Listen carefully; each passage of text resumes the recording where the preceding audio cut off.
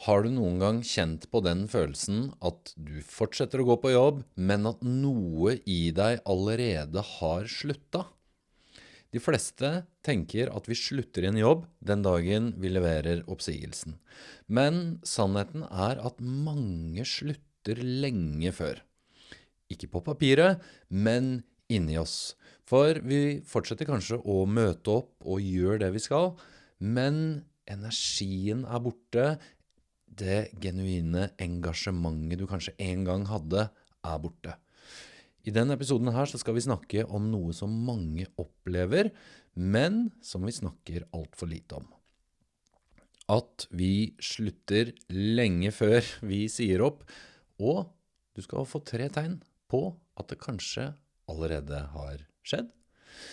For mange går rundt i dag og kjenner på at det er noe som skurrer i jobben. Og kanskje kjenner du det ironisk nok aller best i helgene. For søndag er en dag som mange begynner å kjenne på at de gruer seg litt til arbeidsuka. Og for mange så blir det så ille at det kunne egentlig bare utover ettermiddagen, utover kvelden på søndag, like gjerne bare vært mandag. For i hodet er du allerede tilbake på jobb. Du kjenner det stresset bare sige innover, og du kjenner det komme, og du begynner å ruste deg opp og gjøre deg klar til en ny arbeidsuke. Og så våkner du på mandag. Og du står opp, du møter opp, og du gjør alt du skal fordi du er pliktoppfyllende, og du vil gjøre en god jobb, og du ønsker jo å bidra. Men når dagen er over, du kjenner deg helt tom, du er helt tømt for energi, du er kjørt, du har brukt opp all den energien på en jobb som du innerst inne vet ikke gir deg det du egentlig trenger. Og når jobben tar alt, så har du ikke noe energi igjen til det som egentlig betyr mest for deg i livet utenfor jobben.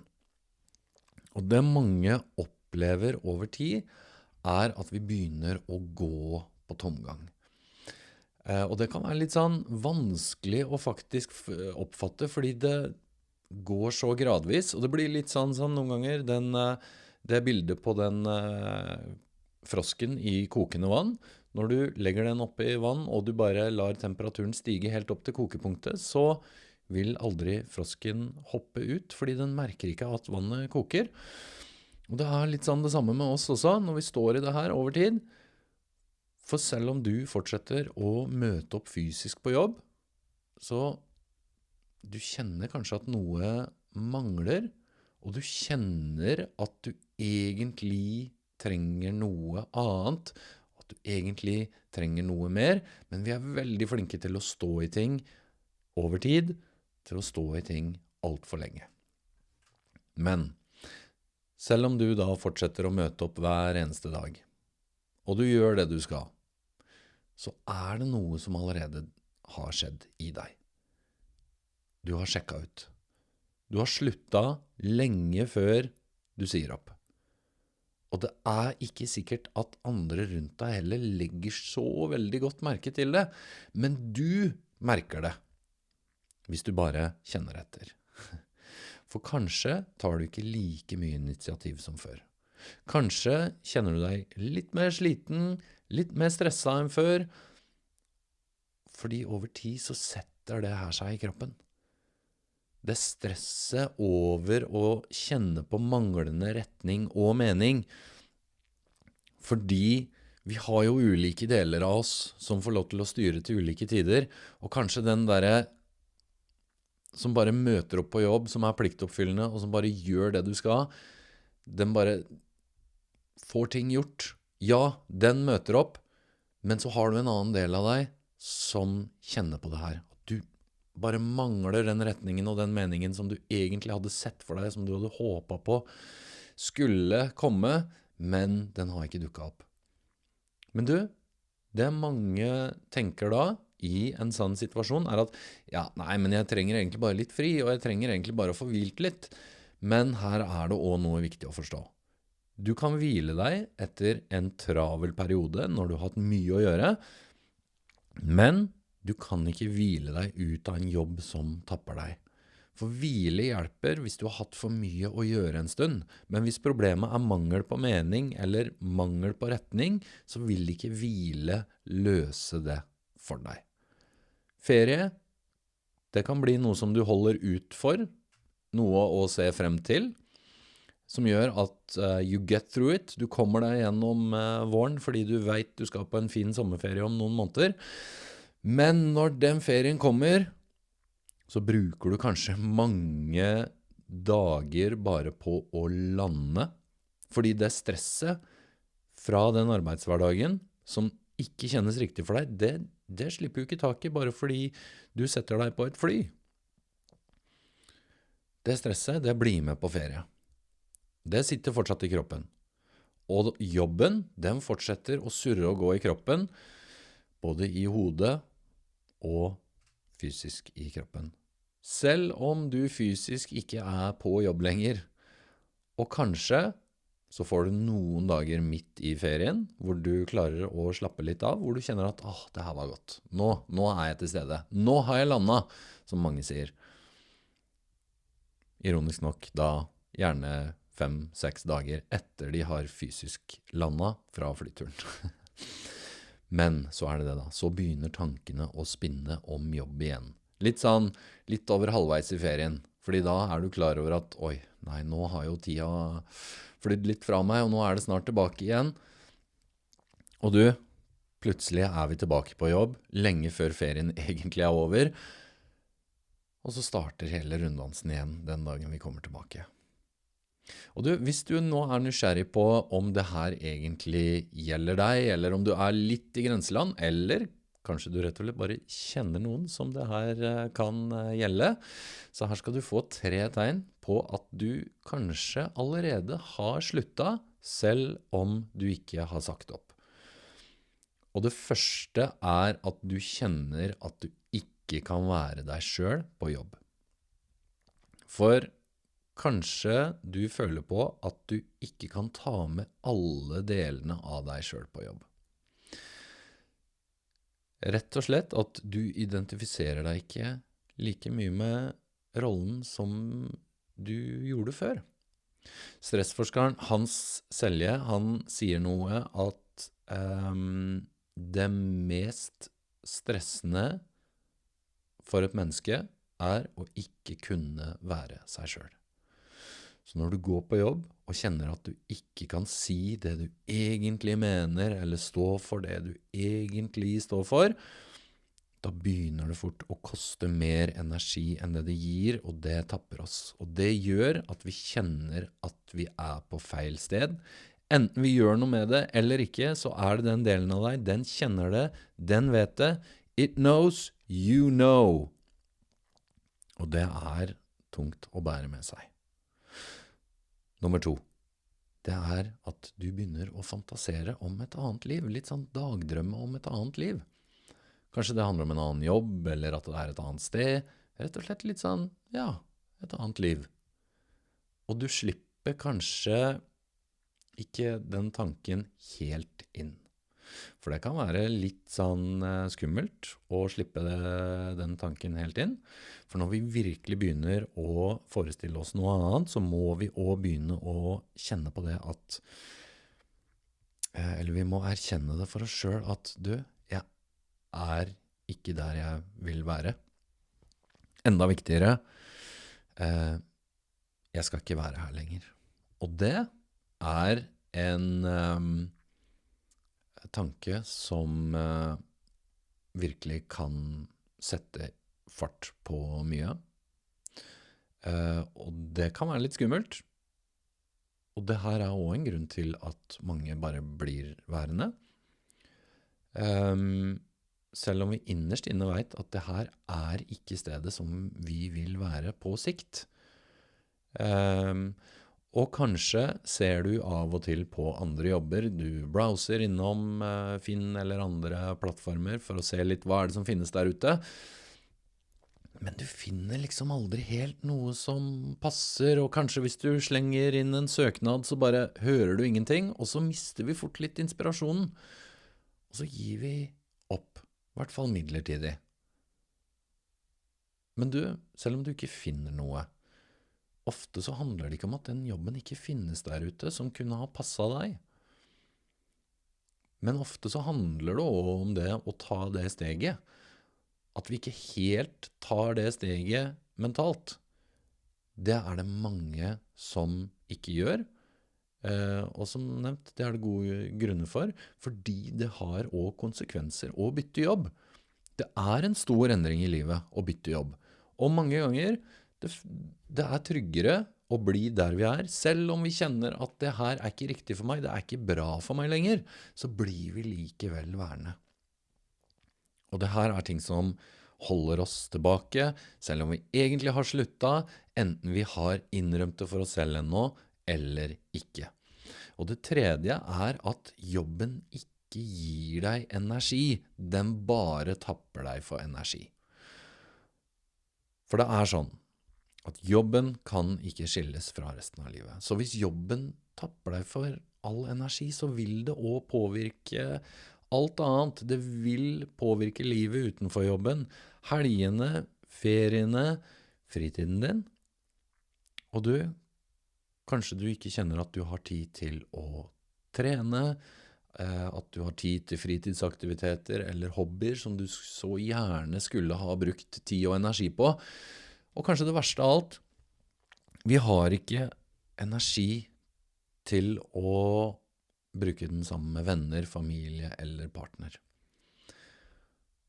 For når jobben tapper deg og tar for mye plass, så påvirker det hele livet, ikke bare de timene som du er på jobb. Så hva kan du gjøre hvis du kjenner deg igjen i noe av det her? Det første er å ta disse signalene her på alvor, og helst så tidlig som mulig, fordi som sagt så er vi så flinke til å bare gå og kjenne litt på det, og så blir vi den frosken i vann som bare blir varmere og varmere, som til slutt bare koker, og så står vi der, og så vet vi ikke helt hva vi skal gjøre med det. Fordi mange går alt for lenge og kjenner på de tingene her, for vi tenker at det sikkert kommer til å gå over, at vi bare trenger litt hvile og litt ferie, men ofte så gjør det ikke det. Det går ikke over. Og etter hvert så kan nå det stresset her bare sette seg i kroppen, og så kan det bli kronisk stress som må gjøre at mange går rundt og kjenner på symptomer på utbrenthet. Enten det handler om at du kjeder deg og ikke kjenner på noe utvikling i jobben, såkalt bore-out, eller du har for mye å gjøre, eller rett og slett at du gjør for mye av det som ikke betyr nok for deg. Og det første steget her er å være ærlige med oss selv. Hva er det jeg egentlig kjenner på? Og hva er det jeg tenker er årsaken til det? Og her kan det hjelpe å snakke med noen, enten det er en venn eller en i familien, og da være litt sånn tydelig på at jeg trenger å snakke med deg, eller jeg trenger noen å snakke høyt med. Ikke nødvendigvis for å få råd, men bare for å få sagt det høyt. Fordi velmenende, som det er, mange rundt oss som bryr seg om oss, er også veldig flinke til å bare enten begynne å snakke om seg selv, sånn kjenner jeg på det også, og så bare tar de over samtalen, eller så begynner de å gi oss råd om hva vi burde gjøre. Men du vet allerede hva du bør gjøre, så du trenger ikke råd akkurat nå. Det du trenger nå er å få sortert, tenk litt høyt, lufta tankene dine, og så vil det komme en tid senere som du kjenner at nå kan jeg kanskje trenge et lite råd. Men først nå trenger jeg bare å lufte tankene. Så noe som alltid er fint å gjøre, er jo å undersøke, kan situasjonen bli bedre der du er? For det er ikke alltid sånn at løsningen er å bytte jobb. Det er sånn vi tenker om alt i det moderne samfunnet. At når noe ikke helt funker, eller det er noen red flags der ute, enten det gjelder partner, jobb eller bolig eller hva det måtte være, så skal vi bare bytte, og så løser alt seg, og så blir alt så mye bedre. Men det er ikke sånn det fungerer, for vi tar alltid med oss selv dit vi går. Så du, skriv gjerne ned hva er det som gir deg energi i jobben, og hva er det som tapper deg. Fordi kanskje det er noen oppgaver som gir deg mer mening, og som betyr mer for deg enn andre oppgaver i jobben som bare tapper deg. Kanskje du har 2 ansvarsområder i jobben, eller 2 arbeidsoppgaver som virkelig gir deg retning og mening. Så hvis du bare hadde fått brukt mer tid på det, så kan du også bidra på en helt annen måte. Og det her kan være et veldig godt utgangspunkt for å ta det opp med en leder. Ikke som en sånn konfrontasjon om at jeg krever, men for å undersøke, og ikke minst for å tilby at du, hvis jeg kan få jobbe mer med dette og mindre med disse tingene her, så kommer jeg også til å kunne levere enda bedre fremover. For det er også noe som gagner arbeidsgiver og leder. Så det å undersøke hvilke muligheter er det for å bruke mer tid på det som gir verdi, både for meg, men også for arbeidsgiver. Og ikke minst da mindre tid på det som tapper. Men du, hvis du har prøvd, eller du kjenner på at den døren der er lukka, det føles håpløst, det er ikke noe mer å hente der, da kan det være på tide å se seg om etter noe nytt. Og da handler det også om å erkjenne noe viktig, at du er egentlig ferdig her. Du har allerede sluttet, du har bare ikke levert oppsigelsen enda. Og noe som ofte stopper oss her er «Listen closely, because I shall say this only once», var det en komedie på 80- eller 90-tallet som sa. Allo, allo, for dere som husker det. Uansett, vi setter mye høyere krav for den neste jobben vi skal ha, enn de kravene vi setter for jobben vi står i dag. Og for at vi skal finne noe annet, så tenker vi at ja, men da må den jobben være sånn og sånn, og alt må være så bra. Det er nesten sånn at den neste jobben vår skal være drømmejobben, mer eller mindre. Men du, her er det et veldig viktig poeng. Drømmejobben handler ikke om å finne en perfekt jobb som bare står og venter på deg. Drømmejobben, eller i hvert fall en veldig bra jobb, eller en jobb der du rett og slett bare trives bedre enn den jobben du er i dag, den skapes gjennom hvordan vi møter opp i jobben. Så ikke la den tanken holde deg tilbake om at alt du finner i en stillingsannonse må matche 100% eller nært 100%. Det er veldig mange jobber der ute som du kan ha det bedre i enn den jobben du er i dag, hvis du kjenner på det vi har snakket om i denne episoden her, og du har forsøkt å løse det, men du kjenner at du har ikke kommet noen vei. Så ikke la den tanken holde deg tilbake fra å forlate noe du vet er ferdig, noe du vet er egentlig over. Så hvis du kjenner deg igjen i dette her, og du ønsker en samtalepartner, så kan du kontakte meg på meningsfulljobb.no.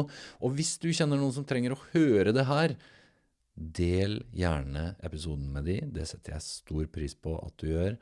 Tusen takk for at du har lyttet til denne episoden her av Jobb med mening. Så høres vi i neste episode.